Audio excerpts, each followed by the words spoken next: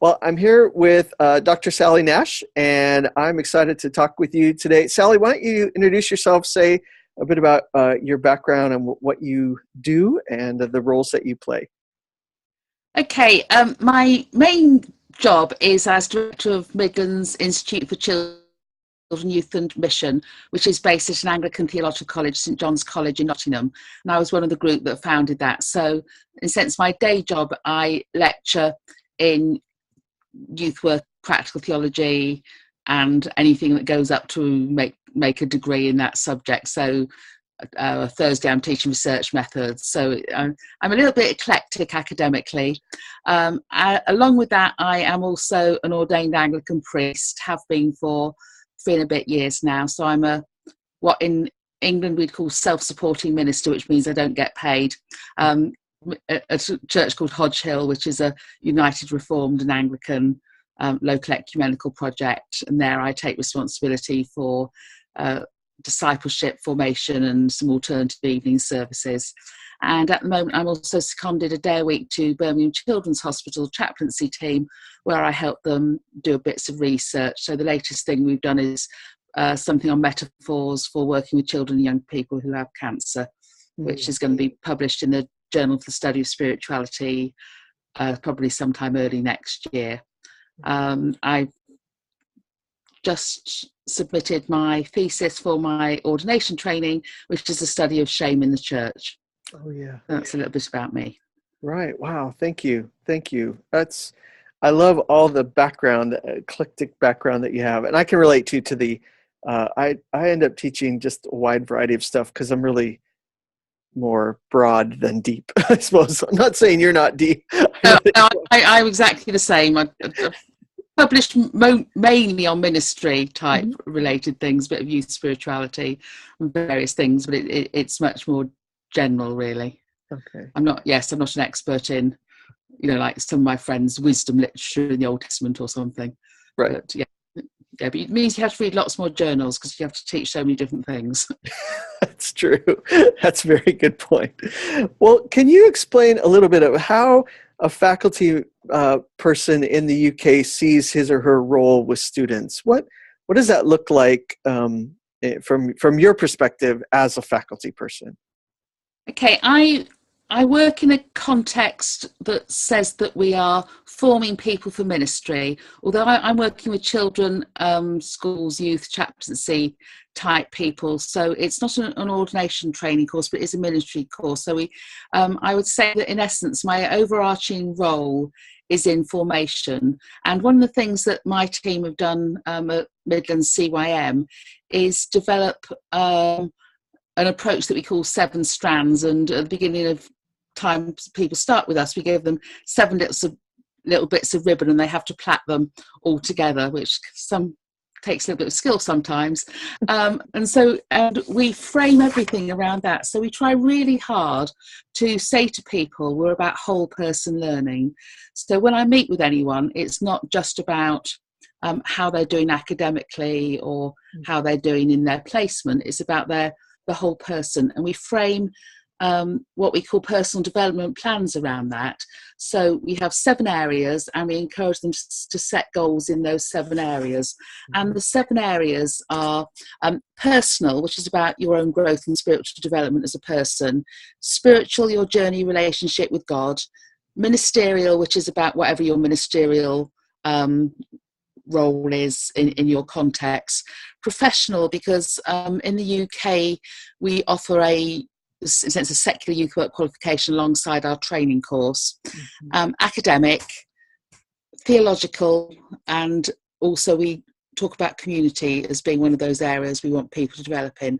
So I've just started my new academic year, sat down with the year group. We have a year tutor system, so I'm like personal tutor to everyone in one year group. And I sit down, talk through those goals in those 7 different areas with people, and then just pick up and explore whichever ones seem relevant. I offer to pray with them at the end of meeting them. I think only one of them was reticent about that. Everyone else was very happy for me to pray, but I would always offer and only pray if they accepted. I found it a slightly different role to my church ministry role. Yeah. Where in a sense you're expected to pray is, you know, if I've got my dog collar on, you know, and I go and do a visit, people expect me to pray, really. So everything I do is framed around them developing as whole people, and I think we're really try very hard to talk about the importance of them becoming who God created them to be and fulfilling their potential in whatever areas those are, rather than getting too hung up on it's all about academic grades. We have people from so many different backgrounds. In over here you'd call them A-star students, people that got top grades in their exams, and we have people who left school with almost no qualifications and are coming back 5, 10, 15, 20, 30 years later because they want to train. They feel perhaps God is calling them. For some people, it's the first opportunity to, in a sense, make different life choices that will give them a future very, very different to the one that they might have been looking at had they not met God. And in many ways, it's an opportunity for them to become more Christ-like, and we would emphasise all those qualities. The great importance of being servant-hearted. So we would try to model that. And while we have the personal-tutor relationship, I think we would say that a lot of it is about trying to model what we want them to become ourselves. Now, so for some of us, that involves using social media.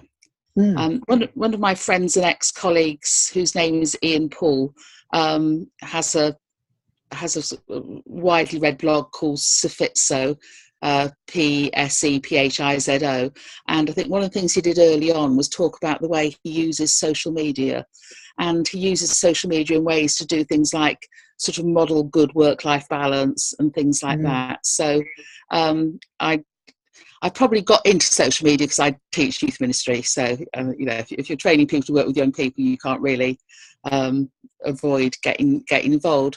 But one of the other things that I think I would say I do is I try to use social media, in our instance, Facebook and Twitter, more than anything else, as a way of sort of praising students. I would use the blog I do with my husband a little bit like that as well. So I would often then try and pick on perhaps the students other people wouldn't expect to be whose work to be quoted.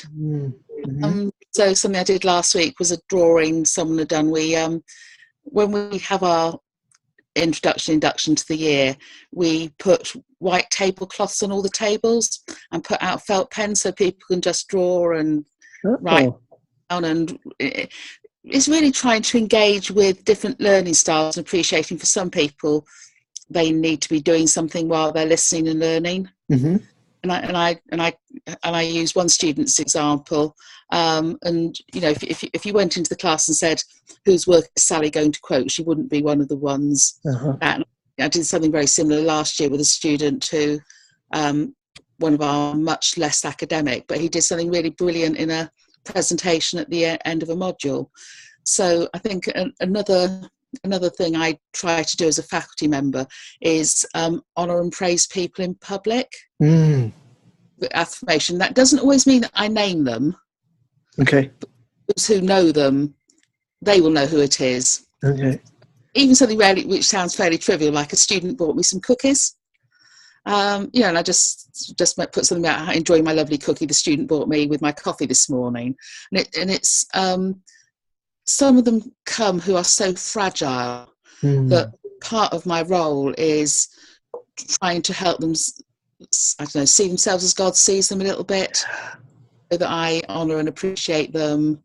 As someone that started off as a school teacher, I try really hard not to get stuck into the teachery type mode. We think that autonomy and taking responsibility is really important, but it's amazing how often students try and trap you into the. Do you use the drama triangle? Yeah, we read Edwin Friedman. Is that right? The like triangle. He talks about triangulation in Friedman's book. Yeah. And so there are quite a few students who try to trap you into rescuing. And and like to play the victim, but actually that's a really unhealthy place to be in ministry. So we would also sort of look at trying to work with concepts like that, and particularly develop self-awareness among students, because we find that perhaps students aren't as self-aware as they might be, and when you're training people for ministry, they need to be really aware of the impact they're going to have on other people. So one of the things we sort of encourage them to reflect on is, is how they behave, and also just to look at group dynamics. It's just amazing. Some groups gel really well, build community, and I know for some of the students they built relationships that genuinely will last the rest of their lives. Other groups you get and you think they're all lovely one-to-one, but somehow the dynamics aren't quite working as a group. So we do talk about that as a staff team. We would have a staff meeting. We do sort of prayer and toast on a weekly basis, and we say to students, confidentiality is within the team. It doesn't mean that we share every little thing every student says with each other, but because we all teach and all interact in different sorts of ways, we feel it's important that staff members know the major issues that are going on in the lives of the students, so that we can, in a sense, reinforce what we know, the approach other staff are having, rather than perhaps provide too many contradictory messages. So we do that, and that would include our administrator. So one of the interesting things we found is often it's the administrator to whom the students will go and pour their hearts out a little bit. Because they know that she will be non-judgmental, and also she doesn't make any decisions around pass or failure or professional competence. And I think as a faculty member training people for ministry with children and young people, are you safe to practice, are you competent, is probably one of the biggest things that we have to work with and struggle with a little bit. Because you have that tension between, you want to develop the student to become all they can be, but sometimes they are not quite ready for that, and sometimes they do things which are a little bit daft, which means that they're not, they need to go away from ministry for a bit, sadly. But we would try and go with the sort of you have a year tutor, you have module tutors who do academic work with you, who you would discuss the module and things with, but we would also have this whole team approach whereby we try to encourage them. One of the things we do is we give awards to graduates. So we give an award to the person that gets the highest grade academically, and we give an award to the person who's has the greatest personal achievement. So we try to model that actually we affirm academic achievement, but we also affirm personal achievement. And the person we've just given the personal achievement to, he's put it all over Facebook. He's talking about having tears in his eyes when he, heard about he was going to have the award. He got the award presented in church as well as us doing it at work, and it's obviously really being very, very significant. But the other thing that I loved about it was he said the award was belonged to us as well, because without his fellow students and the faculty and our administrator, who happens to go to his church, he would never have won it. And we do try really hard to just have that that conducive environment to help people grow. Now, some people want to buy into it and other people don't, and that's probably one of the trickiest things of being willing, having to leave people to take responsibility for their own lives. And like I said, not getting into the rescuing when people are failing. We can drift that way a little bit. And sometimes when you know people's backstories, you want to give them chances. Although, last week we were doing the sort of 3 strikes and you're out jokes. But, okay, yeah, right. That real tension between encouraging, being positive, and people thinking you're a soft touch and thinking they can get away with things. And one of the big tensions that we always have is that mercy justice balance. some of the most vocal critics we've had of what we've done have been other students who come and tell us off for being too soft with people, because their situation is much more difficult. They've stuck to they've stuck to deadlines, handed things in, and everything. But we want to demonstrate. We want to create a loving, caring atmosphere, and perhaps sometimes we get it wrong, and perhaps sometimes we are a little bit too soft. And one of the things you can't always do is explain to people why you've made a decision. Right. Get a little bit. You get the sort of Myers-Briggs TF thing a little bit. Mm-hmm. What's the just thing to do, and what's the right thing to do for this person who's sitting in front of me right at this minute. Yeah. And I know that I've been involved in teaching stroke training people. I'm not going to say quite how many years, but it's 30 plus. And I know when I'm slightly triggered by a memory of someone else in the past. And I think one of the things that we've tried to do as a faculty a little bit is to explore our own sort of bias and predispositions, because we all perhaps have if not quite a favourite type, we have a set of circumstances that we're perhaps more sympathetic to, depending on what our background and our story is. We have to try really hard for that not to end up being unfair to particular sort of people. But I suppose, though, in a sense, that's the sort of the broad framework in which I think I work. Yeah. In a sort of Christian environment, but where they're fully enrolled students of a secular university, so we don't have the discipline elements you get in other contexts if you sort of breach what people would consider appropriate Christian practice. So we don't have that dilemma, which I know some people do.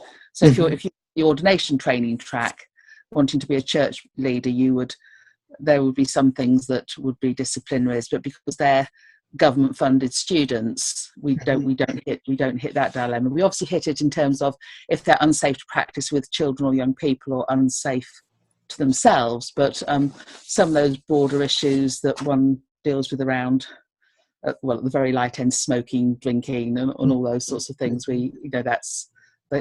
they are free to make those choices, because the university wouldn't uphold any disciplinary about anything that isn't sort of unprofessional practice, really. Right. Wow. I appreciate that, and I appreciate a number of times you talked about your faculty team. That's a really great picture of people together working things together. I really like that a lot. So can you say a little bit more specifically, as a faculty person, how you guide a student? Sounds like you have courses that they're taking. Do they have some self-directed learning as well? Sort of. We run a fairly classic British University undergraduate degree. You have modules, in our case, of 15 credits, and you have the equivalent of a 3,000 word assessment, which can be a presentation or a group presentation or things like that to do. So, and most of those are actually very clearly defined. The more self-directed learning is when you get to postgraduate level, or when you put together a portfolio to reflect on your professional practice. But in those situations, you would work far more one-to-one with a student rather than anything else. So in terms of developing the student's professional practice, I have a student I meet with one-to-one, and in terms of how I guide her, I struggle with the lovely tension between sort of saying, this is your hour with me, what would you like to accomplish in the hour, and sort of giving them a little bit of autonomy, but also being aware of what tasks need to be accomplished, and giving a little bit of direction if the student hasn't fully. So ideally, I like the student to take the lead and to be learning how to make the most of the time. That can be a skill that develops over a period, but I do appreciate it when students have some of my better students would have come with a list. Mm. They would have things that they want to accomplish, things they want to talk about, etc.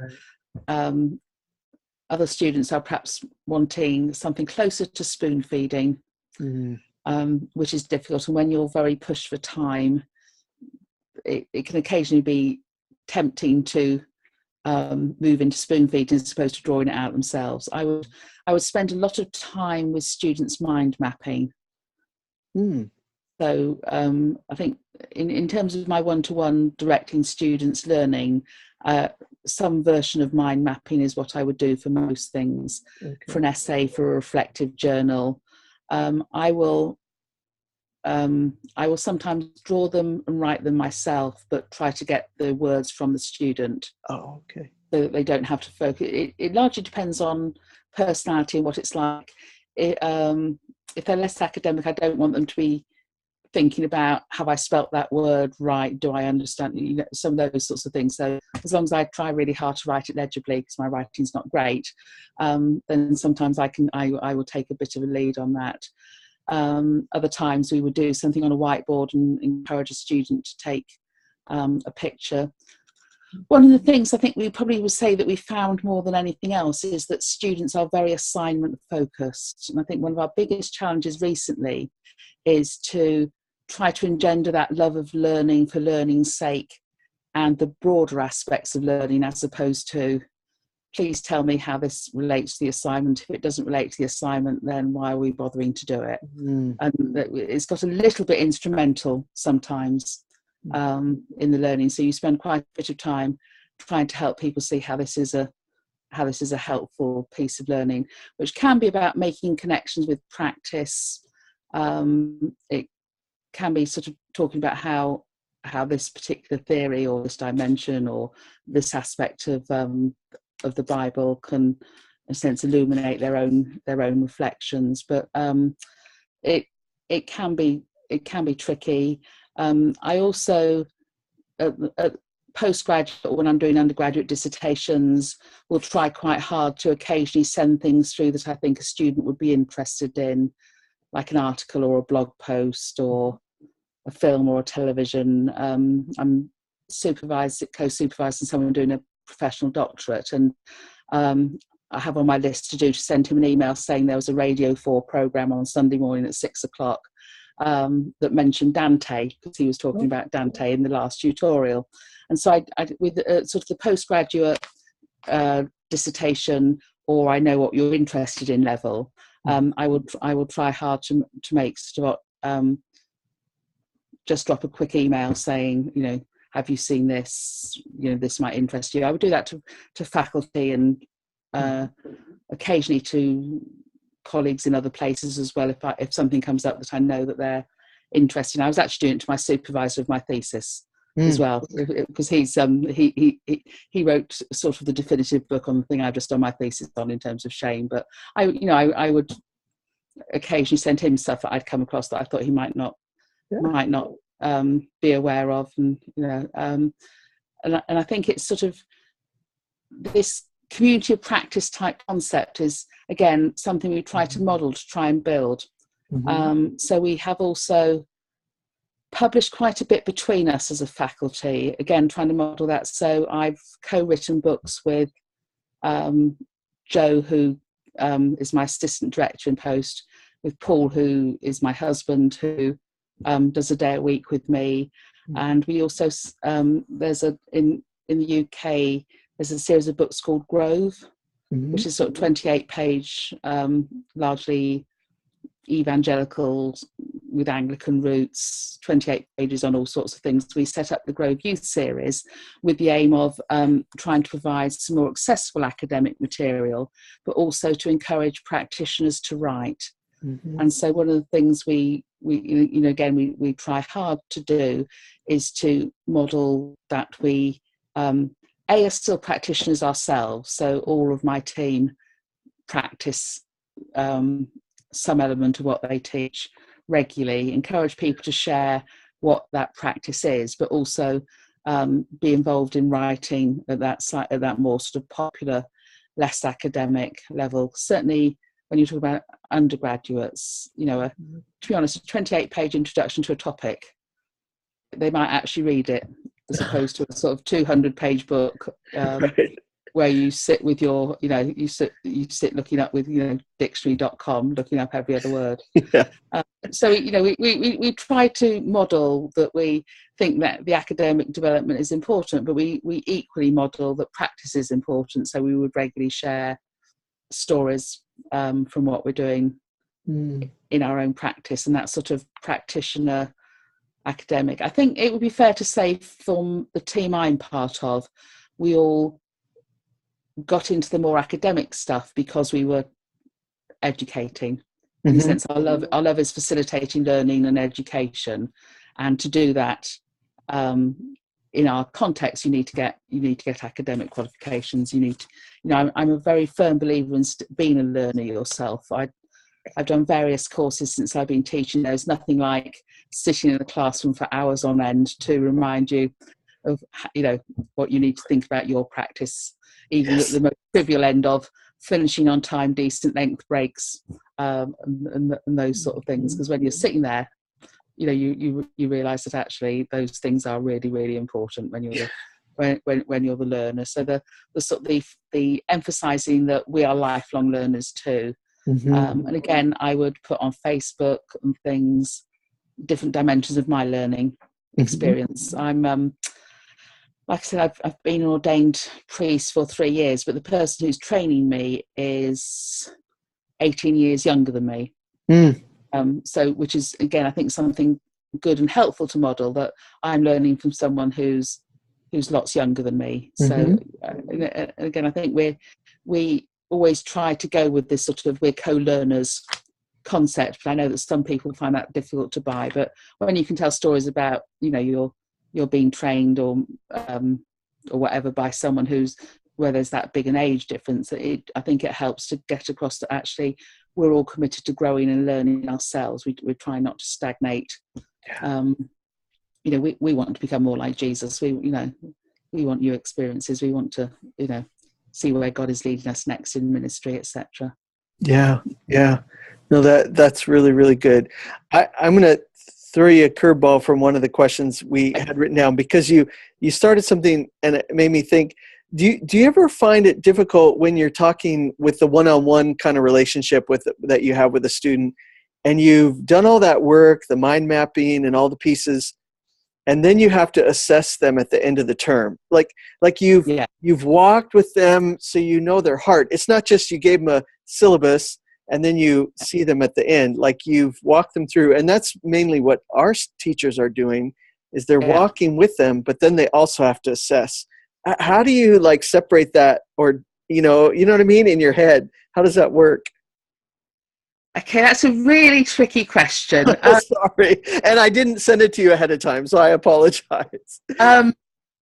We are very aware of it, and we talk about it to everyone involved in assessment. So our students would go on placement, and the people supervising the placement have to assess them. There are several layers of this. One of the layers is, aren't my ideas great? They've just reflected back to me. So I see that one or two of the things that someone else might look at and think, oh wow, look, they've read that.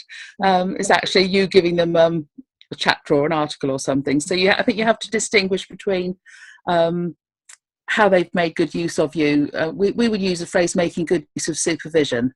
So there's that whole dilemma of, to what extent is it in part your work, that we all face when we've done academic work where we've had a good supervisor. So there's that element. There's the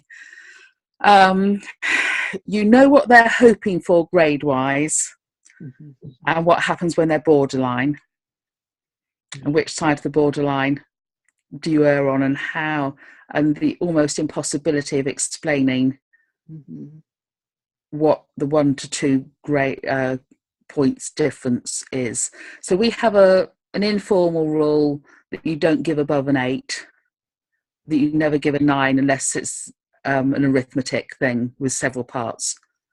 Because trying to explain to the student what that 1 point difference was, because we're not formulate, like you could say, well, you know, to get above a and in our language B, you need to have 20 books to get to get an A. It has to be a minimum. It's not like that. So we do face dilemmas with that, but we would have quite a rigorous moderation process. So and we would sometimes, if we're really unsure whether we can be objective enough, we would throw it across to a colleague and say, look, have a look at this. I think it looks like it's the first, or but is it just me? Mm-hmm. So we would try and be self-aware enough to check out with other people what we thought. The other thing you can get trapped into a little bit is sort of classifying students as sort of A, B, C, or D. Mm-hmm. You sort of get in your head, well, that's an A grade student. Mm-hmm. I can remember I got a dissertation back that someone else had first marked. I thought, oh wow, they must have massively undermarked them. And actually, when I read it, I said, no, they're spot on. Mm. She just did a bit of work that doesn't reflect her ability. Okay. And try hard. We don't blind mark, which some people do, because it's very difficult to blind mark when you're writing largely about your practice and you know what their practice situation is. Mm-hmm. So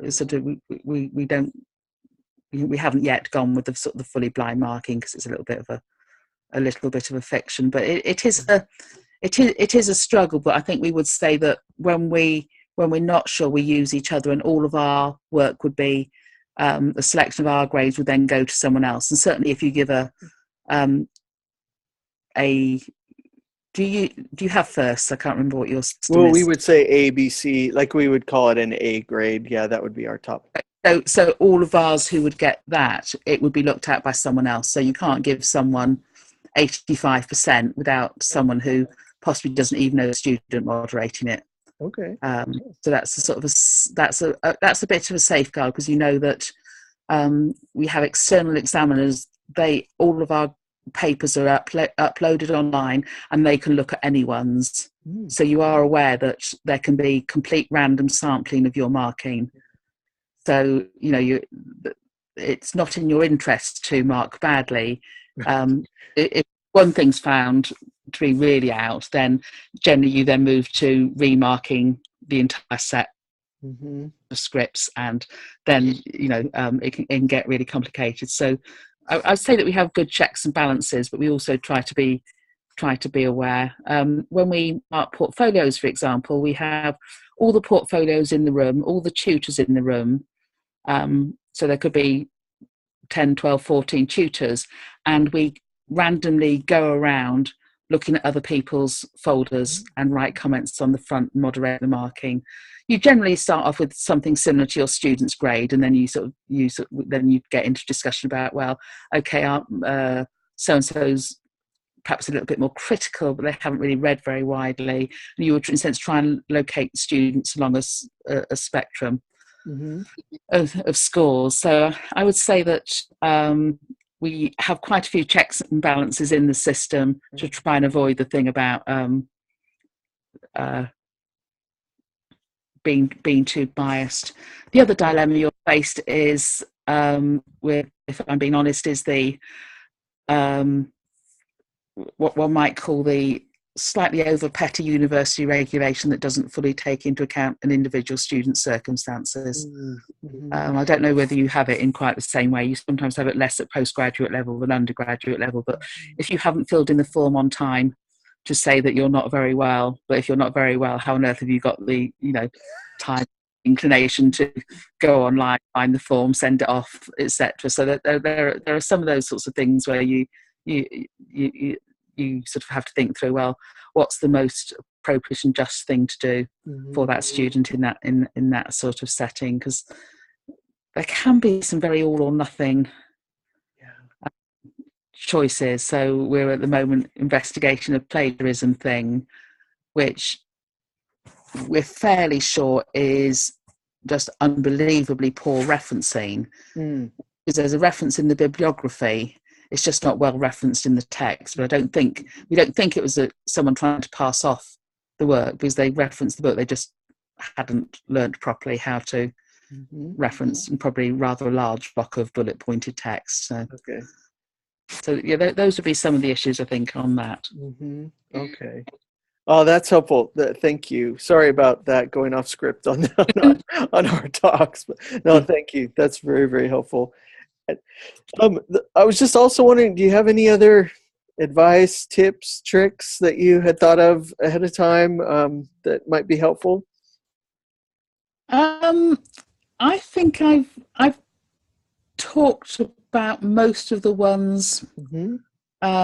that I do. Um,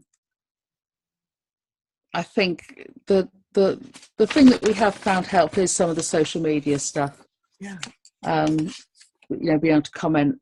A lot of our students groups would have closed in net groups that they allow us to be part of.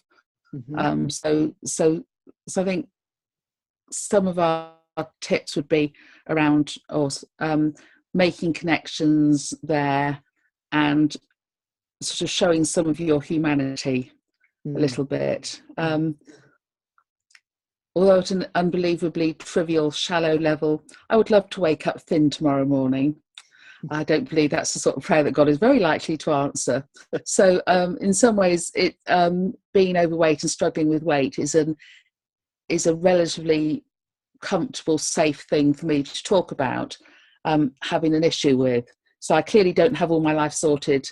Yes, I might have academic qualifications. Yes, I've published some books and stuff, but actually, there are still areas that I mess up in, and I think sometimes it's helpful to be able to share things that make you seem a little more human. I'm a firm believer of you never share anything which makes people feel unsafe with you, and that one of the responsibilities we have as people who facilitate education is that people you create a safe space for people to function in. So I wouldn't share stuff that feels unsafe, but I do share stuff that demonstrates some vulnerability. So occasionally you'll find me talking about being childless. And one of my colleagues a long time ago asked me to do a session with his students in a biblical studies session on reading the Bible like a woman, as a woman. And if you take the concept of a childless woman and start reading large chunks of the Old Testament, it's not very complimentary. Yeah. And so I think the opportunity to talk about some of those things. My husband, who teaches a day a week for me, left school with one GCSE, was diagnosed as dyslexic in his late 30s. He can talk about his background, and I think it's helpful for students to see that we struggle with things, and in some areas we've overcome things, but in some areas we are still trying to overcome. So I think I've found that helpful, and I will do it more in one-to-ones than whole class. So I was talking to a student last week who was struggling to pray out loud in her context, and I was able to share that when I was sort of her age, I would sometimes feel physically sick in my stomach before speaking in a house group or something. I was a school teacher, so I was standing up in front of kids, teaching all sorts of stuff. I taught PE, I taught sociology, I taught all different sorts of things. But actually, in that social context with other Christians, I was just worried what people would think about what I said. And I think just saying that helped her realize she's not a complete freak. Other people feel like that, and also obviously seeing me now, that I've clearly overcome. I've overcome that. So I think I found helpful. Found that helpful. And I think the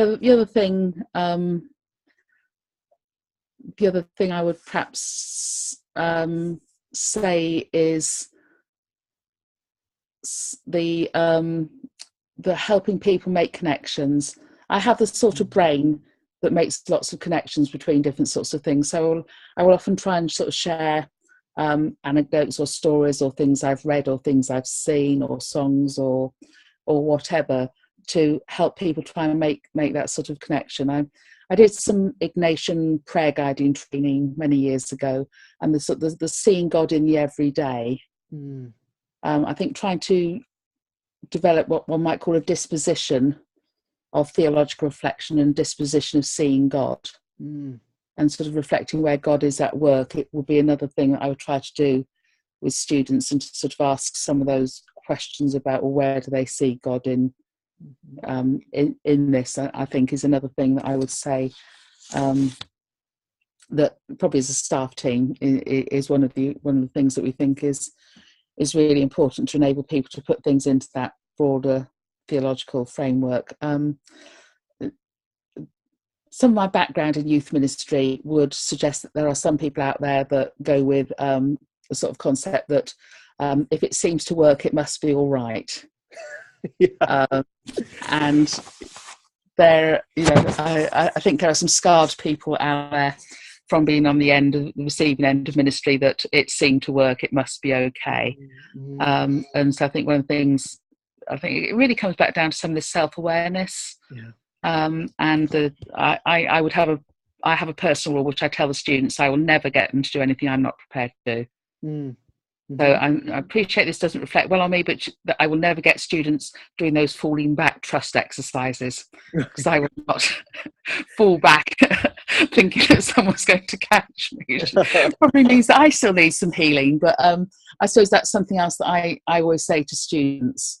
And one of the fascinating things we find in training youth ministry students is a lot of them don't like doing the sort of things that you routinely do with young people. So when we have when students do icebreakers with other students, you sort of get the, oh, where can I disappear to? So I do also have, I will make it clear from really early on that I will not ask them to do anything I'm not prepared to do myself. So and so the other thing that relates to that, I'm at the sort of shy or more introverted end of things, and the other thing that I say to them when I teach is that if I want you to speak, I will always have given you a warning. I don't pick on people because I don't like being picked on.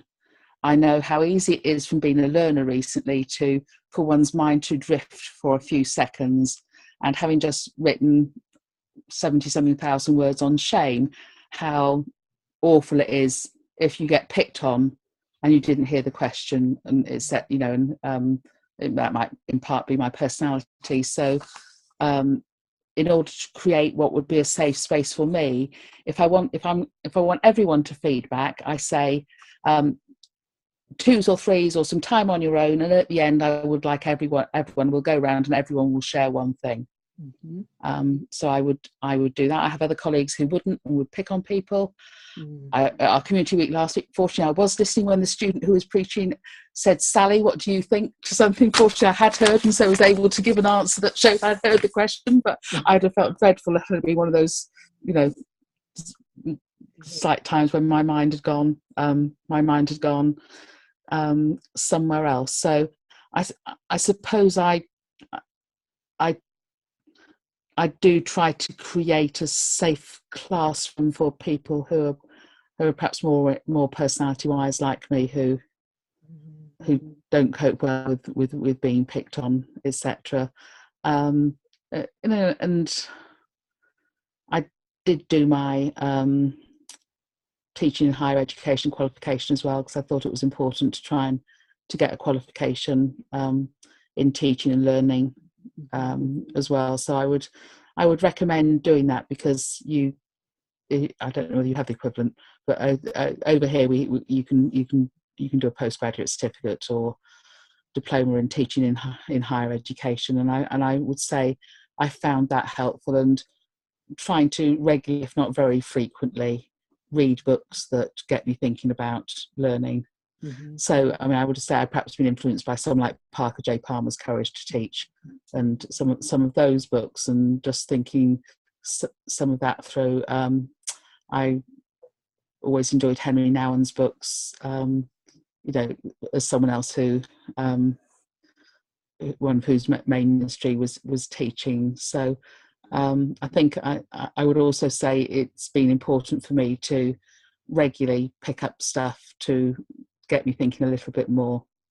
Before we came online, we were discussing the metaphors we teach by books. So I would try regularly, if not very frequently, to be stimulating my own thinking about learning, perhaps trying new things.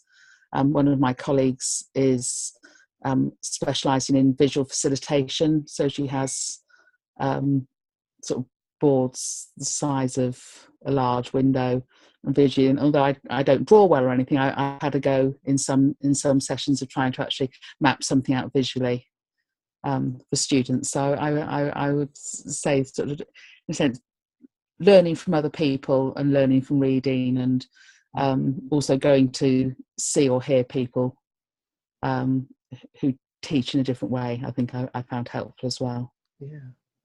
No, that's great. Wow, thank you. That's I love that idea, and I appreciate that. I guess I could say, or I will tell people, we've known each other for a number of Yeah, years, used to work yeah, together, and I've yeah. always appreciated how you are a constant learner, and that obviously comes through in your teaching and stuff. Um, don't sign off, but I'm going to stop. Thanks for interacting, and I really appreciated your input today. Thank you.